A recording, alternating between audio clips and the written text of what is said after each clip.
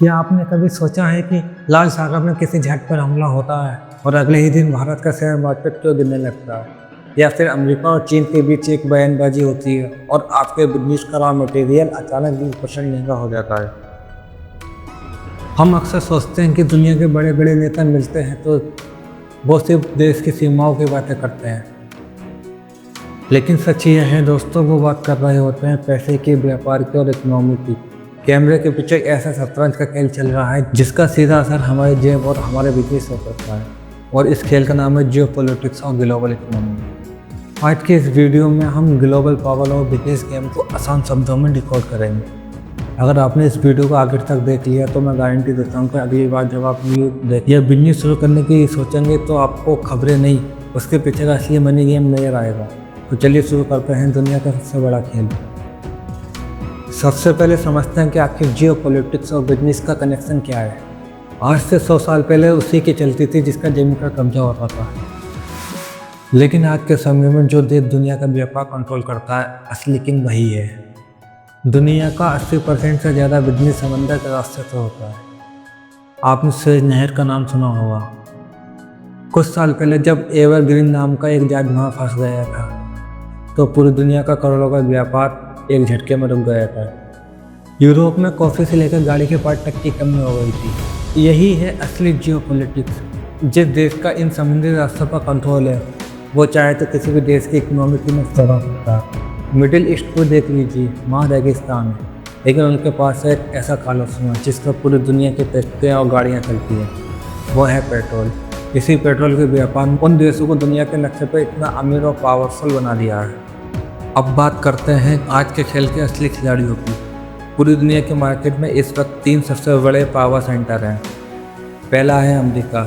America दुनिया का boss इसलिए नहीं है क्योंकि उसके पास सबसे बड़ी आर्मी है, वो बॉस इसलिए है क्योंकि उसने दुनिया की सबसे बड़ी करेंसी को कंट्रोल कर रखा है। दुनिया का ज़्यादातर व्यापार डॉलर में होता है। अमेरिका का बैंकों का एक सिस्टम है जिसे स्विफ्ट कहते हैं।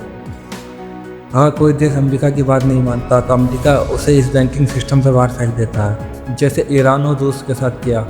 इसके बाद वो देश दुनिया में किसी के साथ बिजनेस नहीं कर पाता। इसे कहते हैं आर्थिक प्रतिबंध, इकोनॉमिक सैंक्शन, यानी बिना गोली चलाए किसी भी देश की इकोनॉमी को बर्बाद कर देना।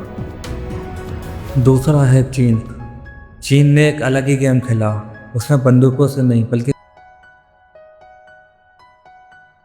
कारखानों से दुनिया पर कब्जा किया। चीन ने सोचा अगर हम पूरी दुनिया का मैन्युफैक्चरिंग हब बन जाएं, इतनी सस्ती चीज़ें बनाए कि कोई हमसे कंपटीशन ना कर पाए, तो दुनिया हमारे आगे झुकेगी। आज जूतों से लेकर आईफोन तक दुनिया की हर बड़ी कंपनी की सप्लाई चेन चीन से जुड़ी है। अब चीन एक नया बिजनेस मॉडल लाया है, BRI। इसके जरिए वो गरीब देशों को भारी भरकम लोन देता है, और जब वो लोन नहीं चुका पाते तो उनके बंदरगाह और बिजनेस हड़प देता है। इसे कहते हैं डेब्ट ट्रैप या कर्ज का जाल। इसका श्रीलंका सबसे बड़ा शिकार बना। तीसरा रूस के पास चीन जैसी फैक्ट्री नहीं है, लेकिन रूस के पास 2 ऐसी चीज़ें हैं जो दुनिया की इकोनॉमी को रोक सकती है, वो है तेल और गैस। यूरोप के कई बड़े देश जैसे जर्मनी अपनी फैक्ट्री चलाने के लिए रूस की गैस पर निर्भर थे। युद्ध के समय में रूस ने गैस की सप्लाई पर कंट्रोल करके यूरोप की इकोनॉमी की कमर तोड़ दी थी। आइए बात करते हैं अपने बिजनेस हथियार के बारे में।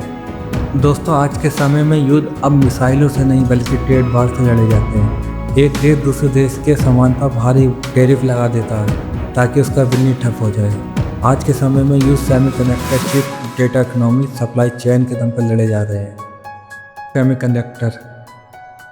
आज दुनिया का सबसे अहम देश अमेरिका या चीन नहीं, वह है ताइवान, क्योंकि दुनिया का 60% से ज़्यादा सेमीकंडक्टर चिप वहीं बनती है। आपके फ़ोन से लेकर स्मार्ट कार और फाइटर जेट तक इसी चिप पर चलते हैं। अगर ताइवान की फैक्ट्रियाँ एक हफ्ते के लिए बंद हो जाए तो पूरी दुनिया का बिजनेस और टेक्नोलॉजी रुक जाएगी। ये फ्यूचर इकोनॉमी पर कब्जे की लड़ाई है। Data economy. आज दुनिया की सबसे अमीर कंपनियाँ तेल की नहीं हैं जैसे पहले होती थी।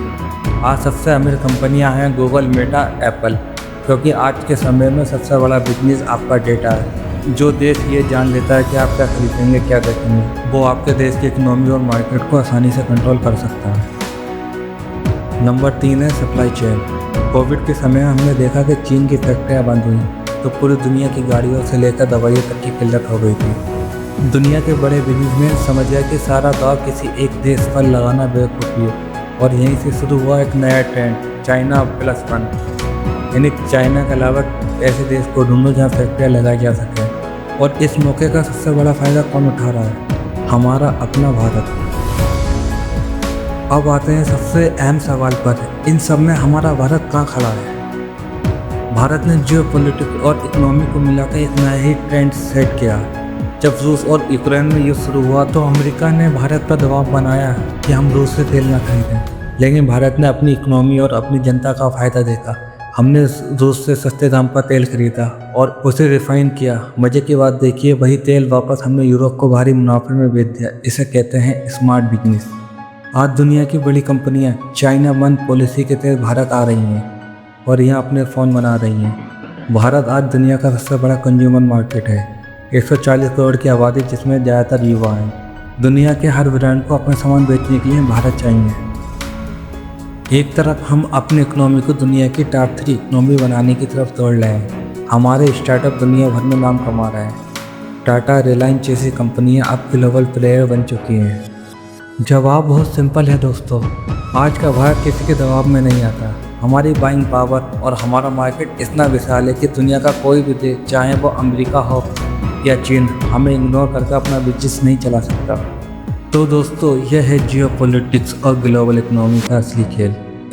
अब आप समझ ही गए होंगे, जब दुनिया के किसी कोने में गोली चलती है तो उसका असर हमारी जेब और हमारे बिजनेस पर क्यों पड़ता है। कोई भी देश सिर्फ दोस्ती के लिए किसी की मदद नहीं करता। हर डील के पीछे इकोनॉमी और बिजनेस का गहरा स्वार्थ छपा होता है। आपको क्या लगता है, क्या आने वाले समय में रुपया ग्लोबल मार्केट में डॉलर को टक्कर दे पाएगा, या फिर भारत दुनिया का सबसे बड़ा मैन्युफैक्चरर बनकर चीन को पीछे छोड़ देगा? अपनी राय मुझे नीचे कमेंट में ज़रूर बताएं।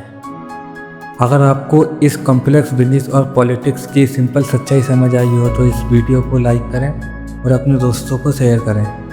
ऐसी ही पावरफुल केस स्टडी के लिए चैनल को भी सब्सक्राइब करें। मिलता हूँ अगले वीडियो में, जब तक के लिए जय हिंद।